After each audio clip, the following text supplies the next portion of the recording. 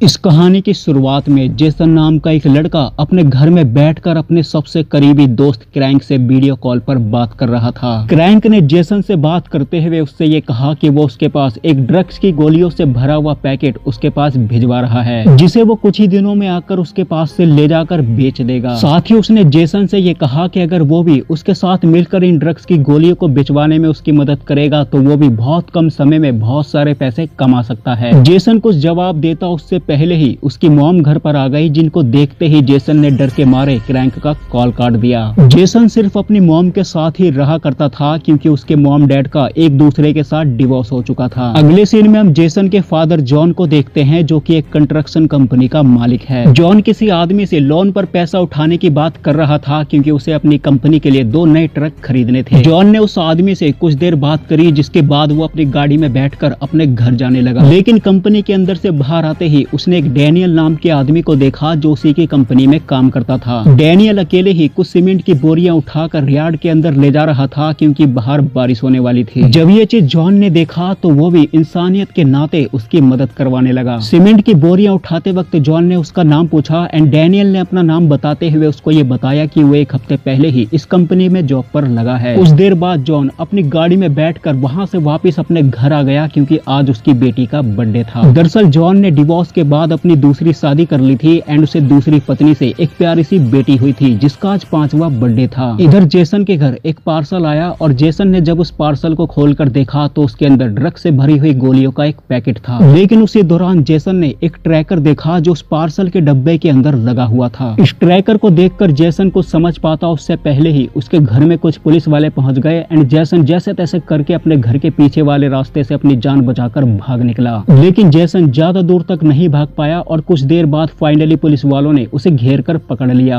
दूसरी तरफ जॉन अपनी बेटी के बर्थडे पार्टी में था। उसी दौरान उसके पास उसकी एक्स वाइफ का कॉल आया, जिसने जेसन की सारी बातें जॉन को बता दी, जिसके बाद जॉन पार्टी को छोड़कर जल्दी से सीधा पुलिस स्टेशन पहुंचा क्योंकि वो जेसन से बहुत प्यार करता था। पुलिस स्टेशन के बाहर उसे उसकी एक्स वाइफ मिली, जिसने जॉन से बात करते हुए जॉन को ये बताया कि पुलिस वाले उसे जेसन से नहीं मिलने दे रहे। ये सुनते ही जॉन खुद जेसन से बात करने के लिए पुलिस स्टेशन के अंदर गया तो वहाँ पर एक लेडी ऑफिसर ने उसको भी यही बात बोली कि वो बाहर वेट करे। ये सुनकर जॉन वापस बाहर आकर वेट करने लगा एंड कुछ देर बाद उससे मिलने एक वकील आया, जिसको जॉन ने ही हायर किया था। उस वकील ने जॉन और उसकी एक्स वाइफ से बात करते हुए उन दोनों को ये बताया कि जेसन के ऊपर ड्रग सप्लाई करने का चार्ज लगा है। पुलिस वालों का ऐसा मानना है कि जेसन एक ड्रग डीलर है, जिसकी वजह से उसको 10 साल की सजा हो सकती है। साथ ही उस वकील ने ये कहा कि अगर जेसन बाकी और ड्रग डीलर को पकड़वाने में पुलिस की मदद करता है तो उसकी सजा काफी हद तक कम हो सकती है। वकील की ये सारी बातें सुनकर जेसन की मॉम इमोशनल हो गई। उसने वकील से बात करते हुए वकील को ये बताया कि वो जेसन को बचपन से जानती है, जेसन ऐसा नहीं है, उसको क्रैंक ने फंसाने की कोशिश की है। फिर कुछ देर बाद जेसन को जज के सामने पेश किया गया, जहाँ पर वकील ने उसे बेल दिलाने की बहुत कोशिश की, लेकिन कोर्ट ने उसकी बेल रद्द कर दी। जब जेसन को बेल नहीं मिली तो जॉन अपनी एक्स वाइफ के साथ वापस घर आ गए। फिर अगले दिन फाइनली जेसन को जॉन और उसकी वाइफ से मिलने दिया गया, जहाँ पर उनके साथ वकील भी मौजूद था। जेसन ने अपने मॉम डैड और वकील से बात करते हुए उन लोगों को ये बताया कि वो कोई ड्रग डीलर नहीं है, बल्कि उसको क्रैंक ने फंसाने की कोशिश की है। क्रैंक ने ही उसको वो ड्रग से भरा हुआ पार्सल भेजा था, जिसको वो खुद कुछ ही दिनों में उसके पास से ले जाने वाला था। उसकी ये सारी बातें सुनकर वकील ने उसको ये सलाह दी कि वो पुलिस को अपने किसी और दोस्त का नाम बताकर उसे भी फंसा दे ताकि उसकी सजा कम हो सके। वकील ने जेसन को ये सलाह इस वजह से दी क्योंकि पुलिस का ये कहना था कि अगर कोई ड्रग डीलर बाकी ड्रग डीलर की इन्फॉर्मेशन देता है तो उसकी सजा कम हो जाएगी, और जेसन कोई असली ड्रग डीलर नहीं था। इसी वजह से वकील ये चाहता था कि जेसन अपने किसी और दोस्त का नाम बताकर उसे फंसाकर अपनी सजा कम करवा ले। लेकिन जेसन ने उसकी बात मानने से साफ साफ मना कर दिया। उसका ये कहना था कि जैसे क्रैंक ने उसे फंसाकर उसकी जिंदगी खराब कर दी है, वैसे ही वो किसी और को फंसाकर उसकी जिंदगी खराब नहीं कर सकता। जॉन ने भी वकील का सपोर्ट लेकर जेसन को समझाने की बहुत कोशिश की, लेकिन उसके बावजूद जेसन ने उसकी भी बात नहीं मानी। थोड़ी देर बाद जब जॉन को ये समझ आ गया कि जेसन उसकी भी बात नहीं मानने वाला, तो जॉन ने खुद ही उसको बचाने का फैसला कर लिया। वो वहाँ से बाहर आया, जिसके बाद उसने अपने कुछ जान पहचान वाले लोगों से बातचीत करके सीधा इस एवा नाम की लेडी ऑफिसर से मीटिंग करी, क्योंकि ये लेडी ऑफिसर जेसन का केस हैंडल कर रही थी। जॉन ने एवा से बात करते हुए उसे समझाने की बहुत कोशिश की कि वो जेसन को बचपन से जानता है, उसका इस ड्रग से किसी भी तरह का कोई भी लेना देना नहीं है, वो कोई ड्रग डीलर नहीं है, बल्कि उसी के दोस्त क्रैंक ने उसे फंसाने की कोशिश की है। लेकिन इन सब के बावजूद एवा ने उसकी मदद करने से उसको साफ साफ मना कर दिया। उसका ये कहना था कि अगर जेसन बाकी और ड्रग डीलर की इन्फॉर्मेशन उसको देगा तो वो सिर्फ उसकी सजा कम करवा सकती है। जेसन कोई असली ड्रग डीलर नहीं था और वो किसी और का झूठा नाम भी लेने को तैयार नहीं था। इसी वजह से जॉन ने एवा से बात करते हुए उससे ये कहा कि वो जेसन के बदले खुद ड्रग डीलर की इन्फॉर्मेशन लाकर उसे देगा, लेकिन बदले में उसे जेसन को छोड़ना होगा। पहले तो एवा ने उसकी ये बात भी मानने से साफ साफ मना कर दिया, लेकिन जॉन के काफी रिक्वेस्ट करने के बाद फाइनली वो जॉन की बात मान गई। जिसके बाद जॉन उसी रात अपनी गाड़ी में बैठकर एक लोकल एरिया में डीलर्स का पता लगाने निकल गया। उसने रास्ते में एक जगह पर अपनी गाड़ी रोकी और अपनी गाड़ी के अंदर से ही कैमरा ऑन करके रिकॉर्डिंग करने लगा। उसी दौरान उसके पास एक आदमी आया जिसने जॉन से यहाँ पर आने की वजह पूछी एंड जॉन ने उस आदमी को ये बताया कि वो यहाँ पर ड्रग्स खरीदने के लिए आया है। फिर उस आदमी ने जॉन से ये कहा कि पहले जॉन को उसे पैसे देने होंगे, जिसके बाद वो जॉन को ड्रग्स देगा। ये सुनते ही जॉन ने उस आदमी को पकड़कर अपनी गाड़ी में बैठाने की कोशिश की, लेकिन वहाँ पर उस आदमी के और भी लोग मौजूद थे जिन्होंने उसकी मदद करते हुए जॉन को वहाँ पर बहुत मारा। कुछ देर बाद वहाँ पर पुलिस आई एंड पुलिस के आते ही वो लोग वहाँ से भाग गए और पुलिस वालों ने जॉन को ही पकड़ लिया। जॉन पुलिस वालों के सामने एवा का नाम लेकर अगले दिन छूट गया, जिसके बाद वो एक बार फिर से एवा से मिलने एवा के पास गया, जहाँ पर एवा ने उसे लास्ट वार्निंग देते हुए उससे ये कहा कि अगर दोबारा से जॉन ने ऐसी कोई गलती करने की कोशिश की तो उसे भी इस चीज की सजा मिलेगी। साथ ही एवा ने उससे ये कहा कि उसे कोई छोटे मोटे ड्रग डीलर नहीं बल्कि किसी ऐसे ड्रग डीलर को पकड़ना होगा जिसके पास कम से कम 500 ग्राम ड्रग हो। ये सुनते ही जॉन की प्रॉब्लम और ज्यादा बढ़ गई कि आखिर वो इतने बड़े डीलर को कैसे पकड़ेगा, लेकिन उसे हर हाल में जेसन को छुड़ाना था। इसी वजह से वो वहाँ से सीधा अपनी कंपनी में जाकर अपने वर्कर्स की डिटेल चेक करने लगा ताकि उसे कोई ऐसा आदमी मिल जाए जो पहले ड्रग्स केस में अंदर गया हो। उसी दौरान उसको डैनियल की प्रोफाइल दिखी, जिसको पढ़ने के बाद जॉन को ये पता चला कि पहले डैनियल ड्रग्स केस में अंदर जा चुका है। डैनियल की प्रोफाइल देखकर जॉन के मन में एक आशा की उम्मीद जगने लगी। इसी वजह से जब कंपनी की छुट्टी हुई तो जॉन अपनी गाड़ी में बैठकर सीधा डैनियल के पास पहुंचा एंड उसने उसे लिफ्ट देने के बहाने अपनी गाड़ी में बैठा लिया। डैनियल से बात करने के लिए जॉन उसे अपने साथ एक कैफे में ले गया, जहां पर उसने डैनियल से बात करते हुए उसको ये बताया कि आज से 1 साल पहले उसने अपने कंपनी के अंदर 2 ऐसे लोगों को पकड़ा था जो ड्रग सप्लाई करने के लिए उसकी गाड़ी का इस्तेमाल कर रहे थे, और अगर डैनियल ऐसे किसी आदमी को जानता है तो वो उस आदमी को जॉन से मिलवा दे, बदले में जॉन डैनियल को 10 करोड़ देगा। लेकिन डैनियल ने इस काम को बहुत पहले ही छोड़ दिया था और वो दोबारा से इस काम में नहीं जाना चाहता था। इसी वजह से उसने जॉन की मदद करने से जॉन को साफ साफ मना कर दिया। जॉन ने दोबारा से उसे लालच देने की कोशिश की। इस बार जॉन ने उसे 20 करोड़ देने का वादा किया, लेकिन उसके बावजूद डैनियल ने उसकी बात नहीं मानी एंड वो उठकर वहां से चला गया। डैनियल वहां से सीधा अपने घर पहुंचा, जहां पर उसने अपनी वाइफ को देखा जो रेडी हो रही थी, क्योंकि उसके बॉस ने इसी टाइम उसको कंपनी में बुलाया था। डैनियल ने उसे रोकने की बहुत कोशिश की, लेकिन उसकी वाइफ का ये कहना था कि वो उस कंपनी में काम करती है, इसी वजह से बॉस ने इसी टाइम उसको बुलाया है। उसके वहां से जाते ही डैनियल ने अपने बेटे को देखा, जिसको देखने के बाद डैनियल को अपने बेटे के फ्यूचर की टेंशन होने लगी। डैनियल ने अपने बेटे से बात करते हुए उससे ये प्रॉमिस किया कि वो हर हाल में अपने बेटे का फ्यूचर बना कर रहेगा। इसी वजह से उसने अगले दिन ही जॉन की बात मान ली एंड वो जॉन को अपने साथ एक मलिक नाम के आदमी से मिलवाने के लिए ले जाने लगा। मलिक कोई आम आदमी नहीं बल्कि एक ड्रग डीलर था एंड रास्ते में डैनियल ने जॉन से बात करते हुए उससे ये कहा कि पहले वो खुद मलिक से जाकर बात करेगा, बाद में वो जॉन को उससे मिलवाएगा। जॉन ने उसकी बात मान ली और कुछ देर बाद फाइनली वो मलिक के घर के पास पहुंच गए, जहां पर सबसे पहले डैनियल जाकर मलिक से मिला। मलिक पहले भी डैनियल के साथ काम कर चुका था, इसी वजह से उसने डैनियल से बात करते हुए उससे ये पूछा कि आखिर इतने दिनों से वो कहां पर था, जिसका जवाब देते हुए डैनियल ने उसको ये बताया कि उसने इस काम को छोड़ दिया था क्योंकि उसकी फैमिली ने ही उसको सपोर्ट नहीं किया था। ये दोनों जब एक दूसरे से इसी तरह की बातें कर रहे थे तो उसी दौरान मलिक के एक आदमी ने जॉन को देख लिया एंड वो जॉन को पकड़कर अपने साथ मलिक के सामने ले आया। मलिक ने जैसे ही जॉन को देखा तो उसने अपनी गन निकालकर उसे शूट करने की कोशिश की, क्योंकि उसको ऐसा लग रहा था कि जॉन कोई खबरी है। लेकिन थोड़ी देर बाद जब उसे ये कंफर्म हुआ कि जॉन कोई खबरी नहीं है तो उसने अपनी गन नीचे कर ली एंड उसने जॉन से ये पूछा कि आखिर वो यहाँ पर क्यों आया है, जिसका जवाब देते हुए जॉन ने उससे ये कहा कि वो उसके साथ मिलकर काम करना चाहता है। उसकी कंपनी में कुछ गाड़ियां हैं जिनकी मदद से वो उसके ड्रग्स की ट्रांसपोर्टेशन में मदद करेगा। वो उसके माल को अपनी गाड़ी में लोड करके बिना किसी पुलिस रिस्क के एक जगह से दूसरी जगह पर पहुंचाएगा। मलिक ने जब जॉन से इस काम को करने की वजह पूछी तो जॉन ने उसको ये बताया कि उसका काम कंस्ट्रक्शन का है जो फिलहाल अभी डाउन चल रहा है और जल्द से जल्द पैसा कमाने के लिए जॉन के पास कोई और रास्ता नहीं है। उसकी ये बात सुनकर मलिक उसके साथ काम करने के लिए रेडी हो गया, लेकिन उसने उसके सामने एक शर्त रखी। उसने जॉन से ये कहा कि वो पहले जॉन को आजमाने के लिए थोड़ा बहुत माल सप्लाई करने के लिए देगा, लेकिन उसकी ये शर्त है कि उसकी उसकी पहली डिलीवरी में उसके साथ डैनियल भी जाएगा। ये सुनते ही डैनियल ने पहले तो मना किया, लेकिन मलिक किसी नए आदमी पर भरोसा नहीं कर सकता था। इसी वजह से उसने डैनियल को जॉन के साथ जाने के लिए फोर्स किया। कुछ देर बाद डैनियल मान गया एंड फाइनली जॉन की डील मलिक के साथ फाइनल हो गई। अगले दिन जॉन एवा से मिलने एवा के पास गया, जहाँ पर उसने एवा को मलिक के बीच हुई बातचीत की रिकॉर्डिंग सुनाई, जिसे उसने तब रिकॉर्ड किया था जब वो मलिक से बात कर रहा था। इस रिकॉर्डिंग को सुनते ही एवा जॉन से इंप्रेस हो गई। उसने जॉन से बात करते हुए उससे ये कहा कि उसकी टीम अगर मलिक को पकड़ लेती है तो वो जेसन की सजा कम करवा देगी। इतना कहने के बाद उसने कूपर नाम के पुलिस ऑफिसर को इस केस को हैंडल करने की जिम्मेदारी सौंपी, क्योंकि वो कुछ दिनों के लिए यहाँ से बाहर जाने वाली थी। कूपर ने जॉन से बात करते हुए उससे ये कहा कि मलिक बहुत क्रूर आदमी है, उसे अगर थोड़ा सा भी शक हुआ तो वो तुम्हारी जान ले लेगा। लेकिन उसकी ये सारी बातें सुनने के बाद भी जॉन को किसी भी तरह का कोई भी फर्क नहीं पड़ा, क्योंकि उसे हर हाल में अपने बेटे को जेल से छुड़ाना था। जिसके बाद वो कूपर के साथ उसकी इंटरनल टीम के पास गया, जहां से कूपर ने उसके ट्रक में जीपीएस ट्रैकर फिट किया एंड फिर वो उसी शाम डैनियल के साथ अपने ट्रक में बैठकर मलिक की बताई हुई लोकेशन पर पहुंचा, जहां से उसे पैसे देकर ड्रग लेना था। थोड़ी देर बाद वहां पर कुछ लोग आए, जिनमें से एक आदमी ने जॉन से पैसों के बारे में पूछा एंड जॉन ने उसको ये बताया कि पैसे उसने सीमेंट की बोरी में भरकर अपने ट्रक में रखा हुआ है। उसी के कहने पर जॉन और डैनियल ने अपनी गाड़ी से सीमेंट की बोरियां निकालकर उन लोगों को पैसे दे दिए। बदले में उन लोगों ने उसी सीमेंट की बोरियों में ड्रग्स भरकर उन दोनों को दे दिया। जॉन और डैनियल वापस अपनी गाड़ी में ड्रग्स को लोड करके वहां से जाने की तैयारी करने लगे, लेकिन उसी दौरान वहां की लोकल पुलिस उन लोगों पर फायरिंग करने लगी, जिसकी वजह से जॉन और डैनियल जल्दी से अपने ट्रक में बैठकर वहां से अपनी जान बचाकर भाग निकले। कुछ देर तक पुलिस और ड्रग डीलर्स के बीच में फायरिंग हुई, जिसमें बहुत सारे पुलिस वालों की जान चली गई। इन सब के बीच वहां का जो सबसे बड़ा डीलर था वो जॉन की बहादुरी देखकर जॉन से इंप्रेस हो गया। उसने मलिक को कॉल करके उससे ये कहा कि उसका नया आदमी उनके लिए बेनिफिशियल साबित हो सकता है। जॉन वहां से अपने ट्रक को लेकर सीधा अपनी कंपनी के यार्ड में पहुंचा, जहां पर उसने डैनियल से टॉयलेट का बहाना करके चोरी से पुलिस को कॉल करके सारी इन्फॉर्मेशन बता दी। डैनियल को जब उस पर शक हुआ तो जॉन ने उसको ये बताया कि उसने अपनी वाइफ को कॉल किया था ताकि उसकी वाइफ को ये लगे कि जॉन कंपनी में ही काम कर रहा है। जिसके बाद वो मलिक का माल लौटाने के लिए मलिक से मिलने मलिक के पास पहुंचा, जिसकी जानकारी जॉन ने पहले ही अपने कंपनी से कॉल करके कूपर को दे दी थी एंड कूपर अपनी टीम के साथ मलिक को शूट करने के लिए वहां पर पहले से ही पहुंच चुका था। कुछ देर बाद वहां पर मलिक आया, जो अपने माल को लेकर इतनी जल्दी से निकल गया कि कूपर को उसको शूट करने का मौका ही नहीं मिला, जिसकी वजह से जॉन को इतना ज्यादा गुस्सा आया कि वो अगले दिन ही एवा और कूपर के पास जाकर उन दोनों को सुनाने लगा। जॉन ने उन दोनों से गुस्से में ये कहा कि पिछली रात जब मलिक उनके सामने था तो उन लोगों ने वादे के अनुसार उसको शूट क्यों नहीं किया। एवा ने उसको समझाते हुए उससे ये कहा कि वो अगली मीटिंग का वेट करे, क्योंकि अगली मीटिंग में मलिक के और भी डीलर्स उसके साथ मौजूद होंगे।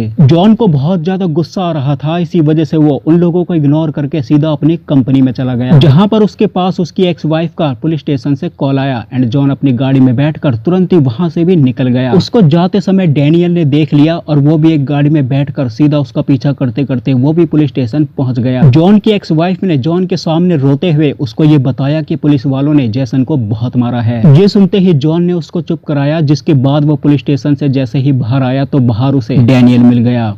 इस बार जॉन ने डैनियल को सारी बातें साफ साफ बता दी। उसने डैनियल से ये कहा कि वो पुलिस वालों के साथ मिलकर काम कर रहा है, क्योंकि उसे अपने बेटे को छुड़ाना है। एंड डैनियल ने उससे बात करते हुए उसको ये बताया कि अगर ये बात मलिक को पता चली तो वो उसके साथ साथ उसे भी मार देगा और वो जॉन की वजह से अपनी जान को खतरे में नहीं डाल सकता था। इसी वजह से वो जॉन को जॉन के हाल पर छोड़कर वहां से चला गया। जॉन वहां से जब अपने घर पहुंचा तो वहां पर उसने मलिक को देखा, जो अपने कुछ लोगों के साथ उसी का इंतजार कर रहा था। मलिक को वहां पर देखते ही जॉन ने जल्दी से अपनी वाइफ और अपनी बेटी को वहां से भेज दिया। मलिक वहां पर जॉन को उसी डीलर से मिलवाने के लिए ले जाने आया था, जो जॉन की बहादुरी देखकर उससे इंप्रेस हो गया था। उस डीलर का नाम हैरी था। कुछ देर बाद मलिक जॉन को अपने साथ लेकर सीधा हैरी के पास पहुंचा, जहां पर हैरी ने जॉन को उसकी वाइफ और उसकी बेटी का नाम बताते हुए उससे ये कहा कि अगर वो उनके साथ मिलकर काम करता है तो उसकी फैमिली की जिम्मेदारी भी उन्हीं की है। वो जॉन को अपना एक काम देना चाहता है, जिसको करने के बाद जॉन को $2.5 लाख दिए जाएंगे। उसने जॉन को अपने बहुत सारे पैसे उसके ट्रक में भरकर बॉर्डर पार करने का काम दिया। जॉन उसकी ये बात मान गया, जिसके बाद जॉन वहां से एवा और कूपर के पास पहुंचा। उसने उन दोनों से ये पूछा कि आखिर उन लोगों को उसकी फैमिली का नाम कैसे पता चला, और अगर उन लोगों को जेसन के बारे में पता चला तो बहुत ज्यादा प्रॉब्लम खड़ी हो सकती है। लेकिन कूपर ने उसको ये बताया कि उन लोगों ने उसके ऑनलाइन डाटाबेस को लॉक किया हुआ है, जिसकी वजह से जब उन लोगों ने जॉन के बारे में जानने की कोशिश की तो उन लोगों को सिर्फ जॉन की फैमिली के बारे में ही पता चला, और वो जेसन के बारे में इस वजह से नहीं जान सकते क्योंकि क्योंकि जेसन के पीछे उसकी मॉम का नाम जुड़ा हुआ है। ये सुनकर जॉन को थोड़ी शांति मिली, जिसके बाद उसने उन दोनों को हैरी के बीच हुई बातचीत की इन्फॉर्मेशन दी। एवा ने अब हैरी का सारा पैसा जब्त करने का प्लान बनाया। उसका ये कहना था कि अगर किसी ड्रग डीलर का सारा पैसा जब्त कर लिया जाए तो उसका बिजनेस काफी हद तक खत्म हो सकता है। उसने कूपर के साथ मिलकर सारा प्लान बनाया, जिसके बाद जॉन वहाँ से सीधा डैनियल के पास पहुंचा। डैनियल उससे बात करने के लिए तैयार नहीं था, लेकिन जॉन ने उससे एक और आखिरी मदद मांगी। उसने डैनियल से ये कहा कि वो कैसे भी करके मलिक से हैरी का नंबर निकाल कर उसे दे दे। डैनियल उसकी ये बात मान गया और फिर जॉन अपना ट्रक लेकर सीधा हैरी के अड्डे के पास पहुंचा। उसने वहां से उसका सारा पैसा अपने ट्रक में लोड किया और उसकी बताई हुई लोकेशन पर छोड़ने के लिए ले जाने लगा। उसके ट्रक को हैरी के बहुत सारे आदमी भी फॉलो कर रहे थे। फिर डैनियल सीधा मलिक के घर पहुंचा, जहां पर उसने अपने गन की मदद से उसके सभी लोगों को शूट करके खत्म कर दिया। थोड़ी देर बाद फाइनली उसके सामने मलिक आया एंड डैनियल ने अपने गन की मदद से उसको भी शूट करके खत्म कर दिया। डैनियल भी वहाँ पर घायल हो चुका था क्योंकि एक गोली उसे भी लग गई थी। डैनियल ने मलिक का मोबाइल लिया और उसमें से हैरी का नंबर निकाल कर उसने जॉन को सेंड कर दिया। जॉन ने फिर इस नंबर को सीधा कूपर को सेंड कर दिया और कूपर को कॉल करके इस नंबर को ट्रैक करने की बात कहने लगा। इतने में हैरी के लोगों को ये खबर मिली कि जॉन एक खबरी है जो पुलिस के लिए काम करता है। ये खबर मिलते ही उन लोगों ने जॉन को अपनी गन दिखाकर उसका ट्रक रुकवाने की कोशिश की।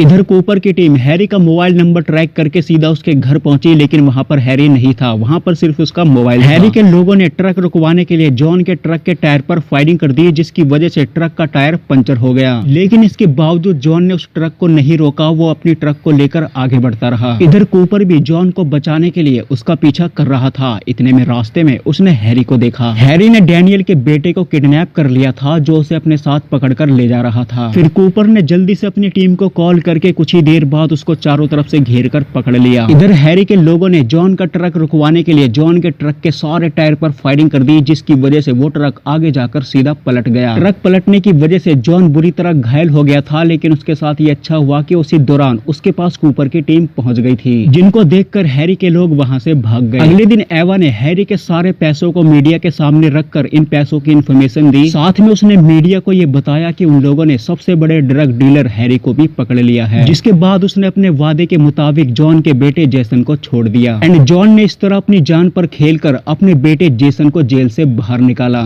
जेल से बाहर आते ही जेसन सबसे पहले जॉन से गले मिला। एंड यहीं पर ये मूवी खत्म हो जाती है। तो दोस्तों आज की वीडियो में सिर्फ इतना ही। मैं मिलूंगा आपको नई वीडियो में नए टॉपिक के साथ। तब तक के लिए धन्यवाद।